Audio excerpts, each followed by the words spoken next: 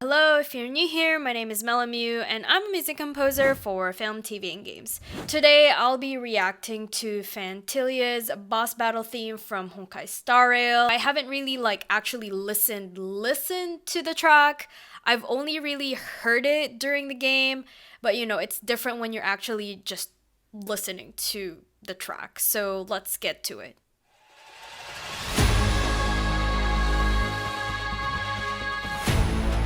Got some synths, some vocals, some brams is what they'd call it.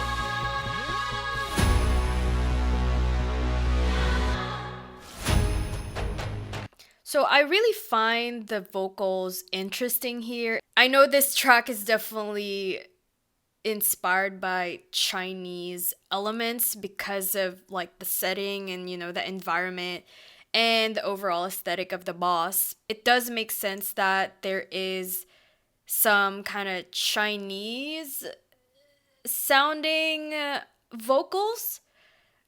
It doesn't sound like your normal kind of Chinese singing. It sounds a little bit more ancient, or I don't know if that's the right word, or maybe it sounds a little bit more traditional in a sense. It has this sort of nasal quality, not in a bad way, by the way, that is sort of similar to the timbre of Chinese opera.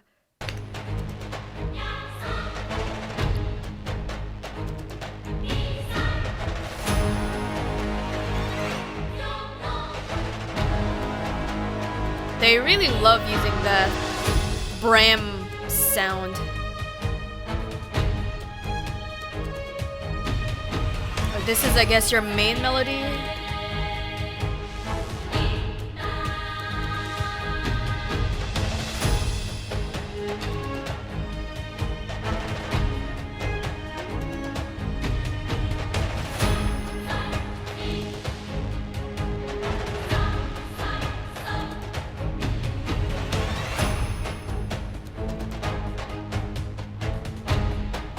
It's intense, but it's not too intense just yet. Okay, we have some modulation here. And then some hip-hop beat elements that... Ooh! Those vocal chops are cool, that... Or they could also be synths as well. It really depends on what, the process of the producer or the composer. There's a possibility that they took those Chinese vocals and made them into that choppy sound, or they just use synths to kind of emulate those vocals.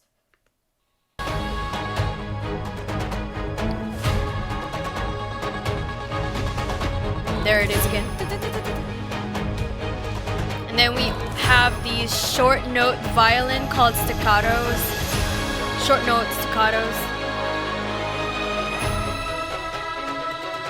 They really do a lot in terms of elevation for the tracks.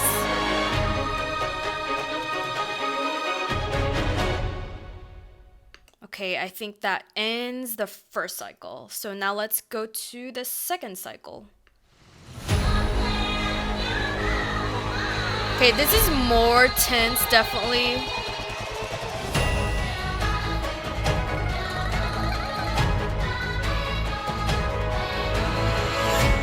So in the first parts, you would hear those kind of sliding string sounds that are very common for horror trailers in the Western media world.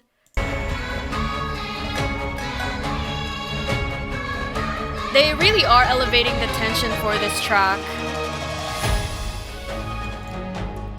Overall, you would hear that the vocals sound a bit more aggressive and kind of confident compared to the vocals in the first part. And that makes sense because this is the second phase and it's getting more intense in every cycle and every stage. The tempo here is definitely faster, and I think I hear some pipa in the background. If you're not familiar with a pipa, it's kind of like this Chinese ukulele. It is a stringed instrument. that has been used a lot in Honkai Star Rail or even Genshin Impact's soundtrack.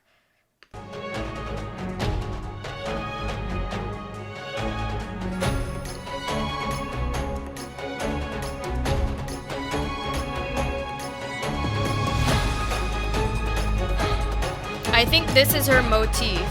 Dun, dun, dun, dun. Those string notes there, I think those are her motif. Okay, it's getting louder. Or more tense, more dense.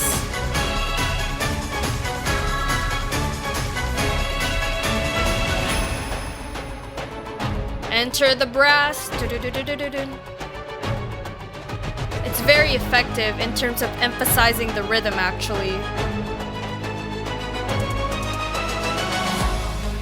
This is my favorite part. This is the one that I've been hearing a lot, and it's sticking out every time I battle this boss. I feel like this section is my ultimate favorite.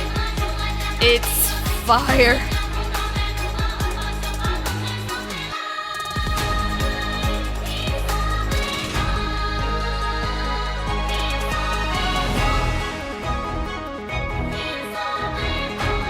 Those synths.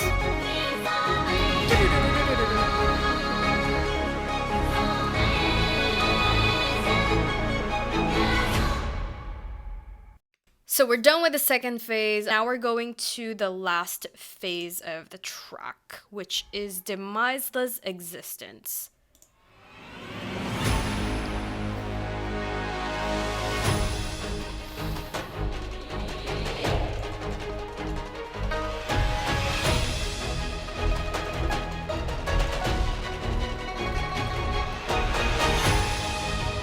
Yeah, that one is a pipa, the plucking sound you hear.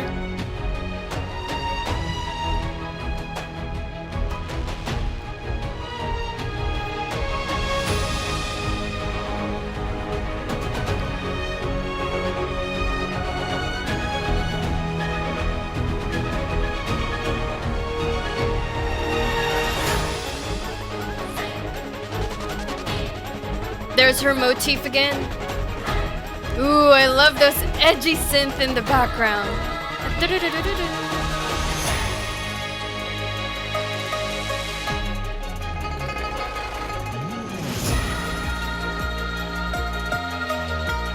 There's the pipa, the plucked instrument in the background.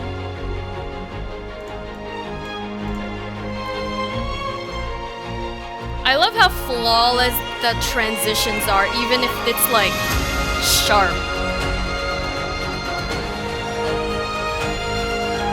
Ah, reminds me of those epic moments with Jingyuan.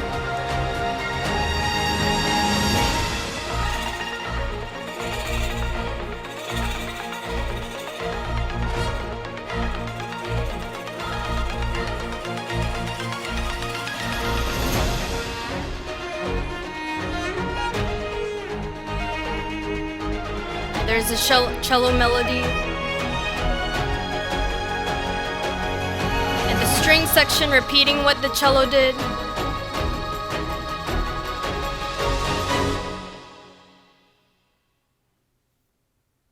That was great. That was amazing. I feel like this is one of the most memorable tracks for me. Let me know if this is also your favorite, or if you feel like another boss battle track is better than this one. But for me, at the very least, this was one of my favorites. And listening to it just by itself, without the sound effects, without the dialogue and all that, makes me love the track even more. Let me know what you think in the comments below, and thank you for watching. Bye.